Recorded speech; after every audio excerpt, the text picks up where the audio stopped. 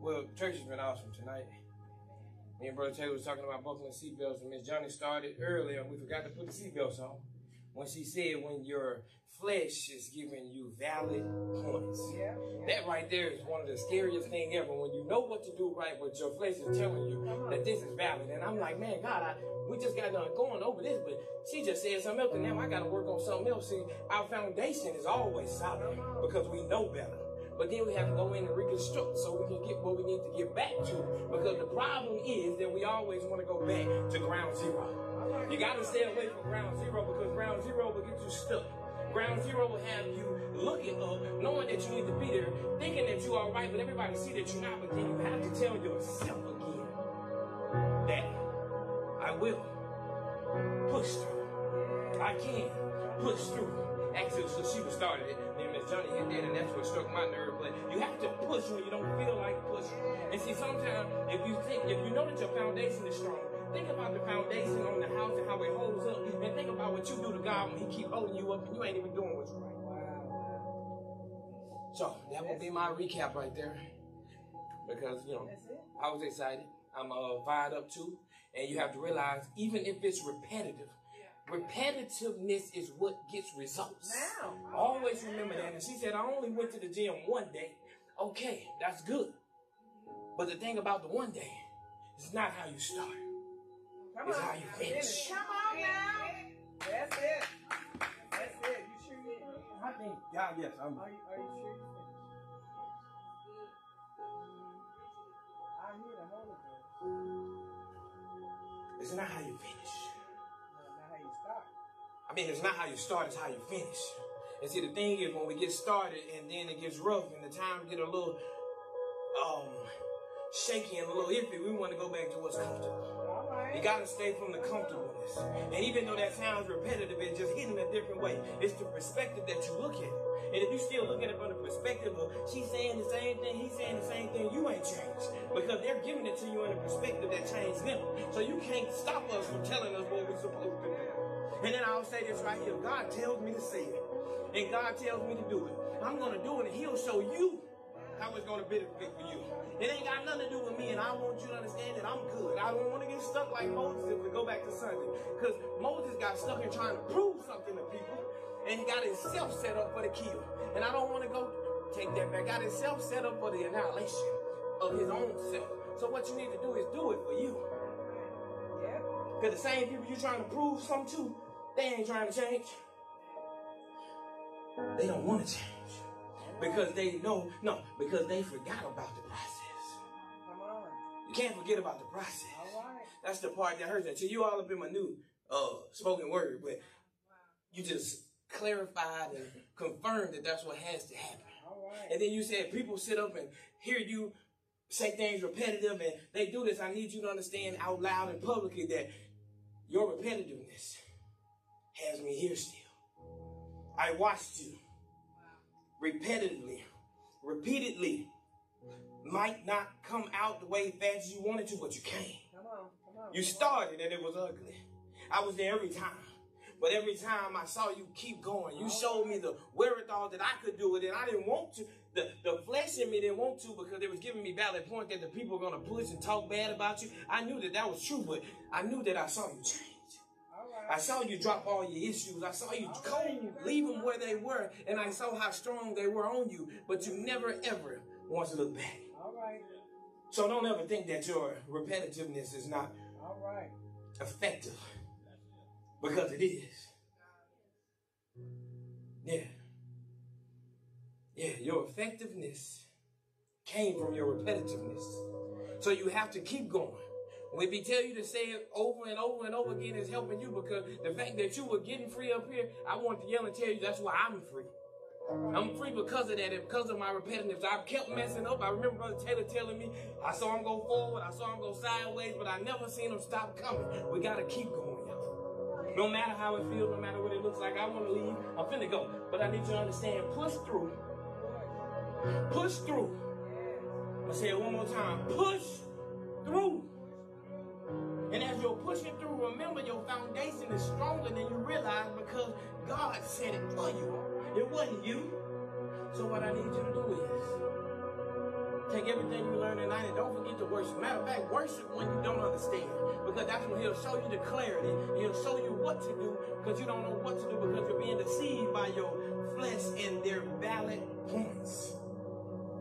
Talk to that thing and tell them, no, God, the devil, that ain't it right there because I know that I know that that's not right because God wouldn't say that. God wouldn't confuse me. God's word never doesn't sound like what he has done and said and made a way for us to trail and follow him with. That was a lot, but if you keep up, you'll catch on. So you got to push through, push through, push through. I pushed through last night more than I understood in a spiritual realm that I didn't even know I had in me. But the only way you can find out what's really in you is to push past what you know is in you. All right. Push through. Push through. I don't know who's coming next, but Hallelujah. you better push. Hallelujah. Because you've tried letting everybody else help you and it's not working. Push through. And don't let your flesh keep playing you with these valid points. Even though they're valid doesn't mean that that's what you need to withstand and move forward. Remember, your flesh is just like the devil. They're going to deceive. That's it.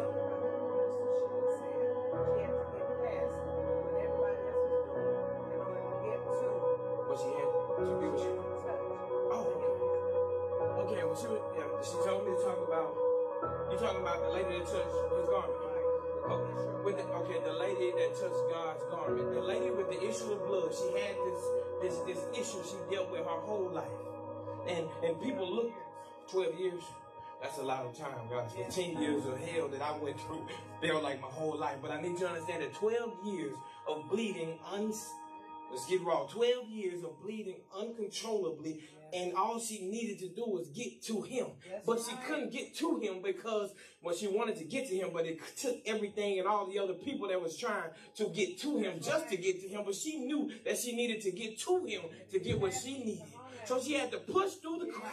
She had to push through the thoughts. She had to push through the people that had something to say, that was looking down at her for who she was, but she can't help that this happened. But the fact that it happened, God knew that she was going to come through one day and finally get that. She had the inner beast and the wherewithal to push through. And the fact that she got through the people, how she got through the people with the little bit of strength that she had, because when you lose blood, guys, your body gets weak. And when your mind gets a little foggy, and then if you lose too much, you're going to start to faint. They'll be like, stay with me. Stay with me while the paramedics trying to get you. So like, God, he'll check. I know that you're strong enough. I've begun this work, so let me finish it. But the fact that God tells you that he's begun, and once he's begun it, it don't seem like it's going to make sense because God's telling me to keep going. I know I'm bleeding out. So keep bleeding while you're pushing, because there is reward on the other side. And once she touched him, out of the 1,000 people, or in your situation, the 2 or 3 people that's holding you back, he know that they there, but he don't even sense them touching. Because what's in them ain't got nothing to do with you.